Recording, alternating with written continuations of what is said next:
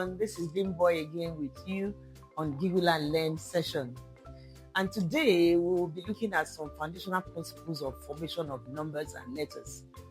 And why I have taken time to go through this, enlighten us about what formation exactly is. Now, when you are teaching the children about letters and about numbers, different skills comes up. In teaching the numbers, the child may need to learn the recognition of the numbers. The child may need to learn the reciting of the numbers, that is just calling the numbers.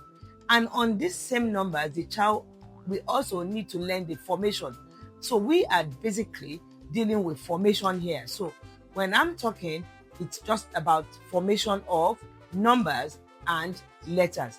Now, in formation of letters and numbers is a skill on its own, and it must not be mixed up with recognition of letters or recognition of numbers or reciting of the numbers and letters.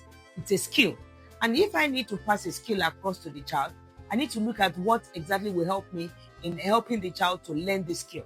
And this is what I have done over the years, and this is exactly what I've brought to the table for every one of us to also learn from. So, in formation of numbers, I have over the time grouped the numbers into 3 different groups. And in this group, we have the number 1, number 4, and number 7. Now, what informed the grouping here is majorly because of the patterns that the child needs in learning, the one that dominates the pattern. And what dominates the pattern here is a vertical line. Please look at my previous sessions of learning how to form the vertical pattern, just so that you will understand this. So the child needs a vertical pattern. Likewise, the vertical pattern here, a bit of the horizontal. Then the child also needs the horizontal and the diagonal. So all these are majorly what forms the formation of these 3 numbers that I have put together. So what it does is that while the child is learning number 1, you are moving next to number 4. You are not having to move to number 2. This is one of the things we do as teachers or as parents. We expect that, oh, the child has learned number 1, the next thing should be number 2. It's a skill. If you bring in the number 2, immediately the child is learning to form the curve, which is the right hand curve. And it's on the same plane, you are expecting the child to also be learning the letter R. So the child is learning the curve, which is on the left side of the curve, at the same time. Of course, there's going to be some mix-up. So from my own experience, I have realized that keep the formation as a skill and keep it at that. Keep the recitation of the numbers and keep it at that. Keep the recognition, keep it at that. Different skills and different principles of teaching the children. So in this group, we will see that yes, it's easier for the child to quickly move from number 1 to number 4 because it's basically the same formation, the startup of the same formation. In this group, we have the curves and we have the horizontal, the curve,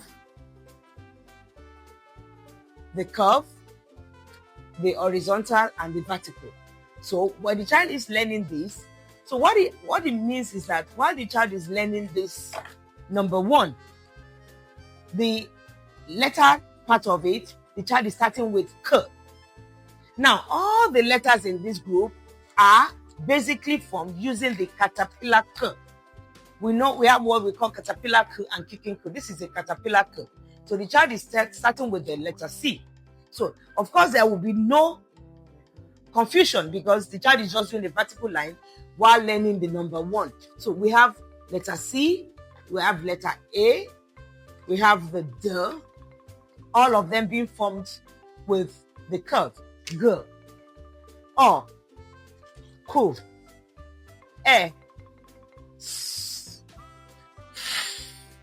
Of course, by the time the child gets through to the F, we would have learned the vertical line and it's not going to be a problem for the child to learn the letters. The child is moving progressively into different groups with the same pattern of formation, so there is no confusion. So this group, we have basically the curves, the curve, bit of the vertical line, the curves. So definitely this will be easier for the child to learn all these groups together. In this group here, we have majorly the vertical lines. being the basis of formation of this letter. And of course, it's easier for the child to form them progressively one after the other. Here we have the blend of the vertical line, the curve, the vertical line and the curve. The line here too. We have the vertical line and the curve, the vertical line and the curve, vertical line and the curve. We have the vertical line and the curve, the vertical line and the curve. They are all from using the same pattern. Here we have majorly the diagonal pattern, forming your letter V, forming your W, and forming your letter X. And then the Z also has the diagonal line, the horizontal lines in the formation. So when we use this grouping, it helps the child. We are not under any pressure. We are not having to deal with confusion of the formation of the numbers or the letters. So this is majorly one foundation I would like us to have before we move into the formation of the individual numbers alongside then with the letters in the sequence that they are meant to be formed. Thank you. Hope you do enjoy this class. See you next time. Bye.